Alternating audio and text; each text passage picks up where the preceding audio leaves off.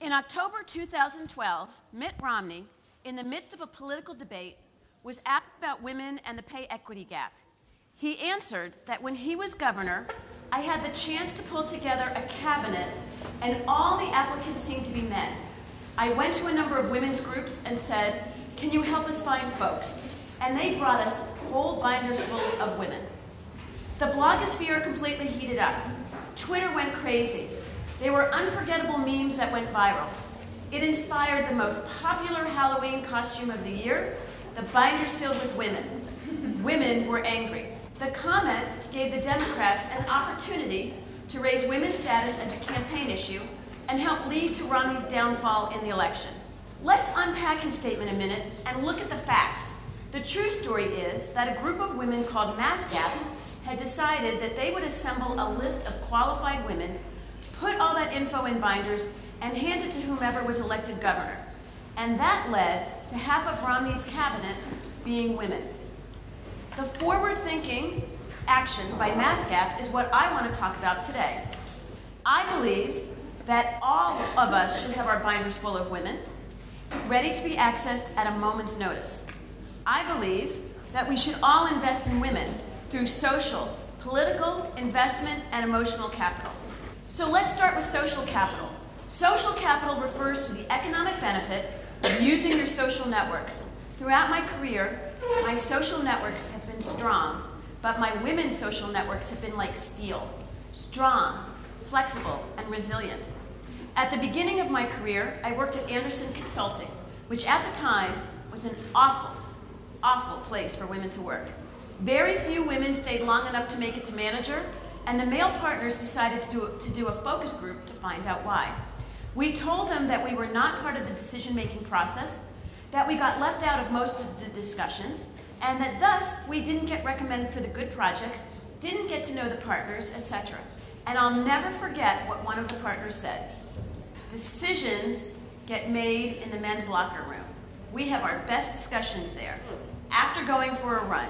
So, if you can keep up with us, you can run with us, and you can be part of the discussion, but you'll still miss the locker room discussion. So, my takeaway, I was going to find a different group, a different company, and be part of the discussion. So when I went to work at Shared Medical Systems, I immediately sought out the women there, and it was exhilarating. It was fun.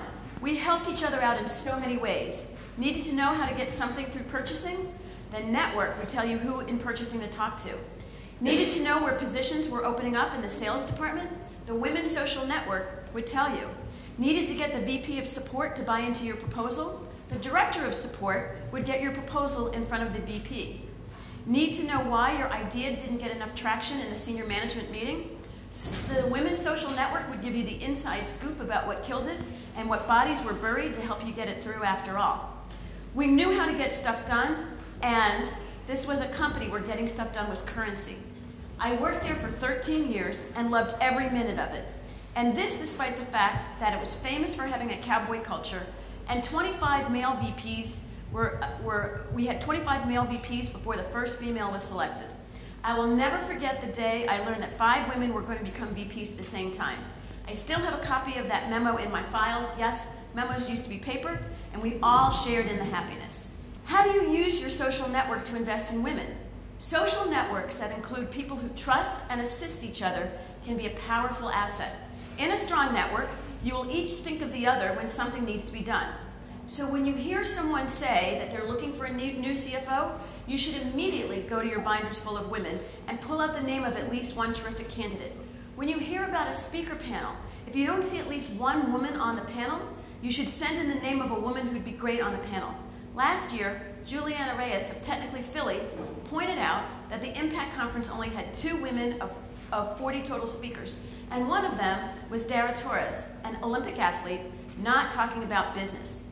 Once she pointed it out, I called the Impact Conference leaders and offered to be on the panel and gave them a list of other women who had the credentials to be on the panel. This year, we're making sure they have the list earlier rather than later, and we've already talked about it. Some women invest in women through social capital by creating groups, like the Alliance of Women Entrepreneurs or Women in Wine. One of the things that I instituted a few years ago was the walk and talk. Any woman entrepreneur could call me and I'd give her an hour to ask any questions that they might have about getting investors, as long as they put on their sneakers and walked and talked with me. How do you access social capital? You all should be looking for introductions that can advance your business. While it may seem obvious, you need to put thought into how you ask for introductions and to whom you want to be introduced. So I call the technique Kiss My Ask. First Round Capital, Dream It Ventures, and many other investors teach this concept. First, you need to understand that there's you, the connector, and the target. The people you are asking to introduce you, the connectors, typically are very busy and get many requests per day in addition to their other work. So make it easy for the connector to make the introduction. If you don't, your request is likely to sit in the inbox underneath the next several hundred emails that people set aside to deal with later. Send the connector an email addressed to the target. So if you're asking me to introduce you to Mindy Pozoff at Golden Seeds, write your email to Mindy, and at the beginning of it, put a paragraph. Hey Ellen, I'd appreciate it if you would introduce my company to Mindy Pozoff. I think Golden Seeds might be interested in us because of their investment in ABC Company. I then just have to hit forward, say hi to Mindy, tell her why I think you're great, tell her something about your company and something that will be of interest to her, and I'm done. It's out of my email inbox and your request has been met. Keep your email short. Long emails often don't get read. Your email to the target should lead up to and emphasize the most powerful hook you have for that target. For example, given your investments in e-commerce, you might be interested that our solution increased conversion by 8% and average order value by 25%. Attach a resume, a one-pager, or a deck, depending on what it is that you're trying to accomplish. The goal of the email is to get the target to look at the one-pager, the deck, the resume. The goal of the one-pager and the deck is to get the target interested in meeting with you. So don't forget the subject line. Your subject line must identify both you and the target. And while you may think you're being polite by starting the email with the target's name first, actually the target knows their name. And so you want to start with your name and then the target. So for example, introduction, Morgan Berman, founder and CEO of Milk Crate, and Mindy Pozoff. Remember, the connector is going to hit forward on your email and add her endorsement. Put your contact name in your signature line. I can't tell you how many times that doesn't happen, and if you don't do it, it's hard for the target to reach you. And remember, when someone uses their social capital to help you, don't waste it. Respond immediately, or the connector is going to lose some social capital and will not be as eager to help again. Let's talk next about political capital. Political capital is the amount of trust that your managers and colleagues have in your capabilities, your good judgment, and your intentions. It is the amount of risk that they are personally willing to take to support your actions. It's the amount of heat that they're willing to take to protect you from their managers when things go badly. You earn political capital on a daily basis by making a promise and acting on that promise. Every time you do that, you build trust and you build political capital. So at some point, if you want to take a big risk, the organization is willing to take a chance on you. And if you take a big risk that has big returns, you earn more capital. So what does using political capital look like? Let's say that I've been working at ABC Company for a few years, and I really think that Adrienne Smith would be an ideal person for a position, even though it's not clear for her resume. But I know her and I know she'd be good. I can use some of my political capital to convince the head of marketing to give it a try. This is more than just social capital because I'm taking a risk and it's internal politics. Okay, let's talk next about investment capital. Never has it been more important to help women with investment capital. Women are seeking capital investments but are less successful than men in getting it. And why? Simply put, most investors want to invest in someone they can relate to. And generally, that is someone who they feel is just like them. In 2014, 26% of angel investors were women. Only 8% of US angel investors were minorities. 11% of all venture capitalists were women. So, if that's the case, then women start out at a disadvantage. So the more women angel investors we have, the more level the playing field. So I urge all of you in this room who have the capital to be angel investors to consider it. One fact to note from this slide, only 11% of ventures founded in 2009 had a woman CEO. Only 3% of Y Combinator participants, which is the biggest accelerator in the country, were women. 3%. To me, that's staggering. Now they've improved on it, they've worked on it, but there's still a way to go. One other interesting statistic, I think, is that women ask for exactly what they need, and then they only get half of it. Men tend to, double their efforts, double the amount they're asking for, and they get half, they got what they need. So that's another thing we need to learn about, but it's another reason why investing in women is just so important. Female CEOs deliver 12% more revenue on 33% less capital than used by men. And so investors who have invested in women generally feel pretty good about the investment that they made because women are so capital efficient. So it's becoming critical for women to invest in women. There are many ways to do this, through funds, through direct investment, through angel groups. But what if you aren't an accredited investor? You can still invest capital in women. Through what we call friends and family, you can invest as little as $500 to $1,000. A few years ago, a group of friends did that to help a colleague launch a line of clothing. And with Kickstarter, Indiegogo, and other crowdfunding sources, even $20 makes a difference.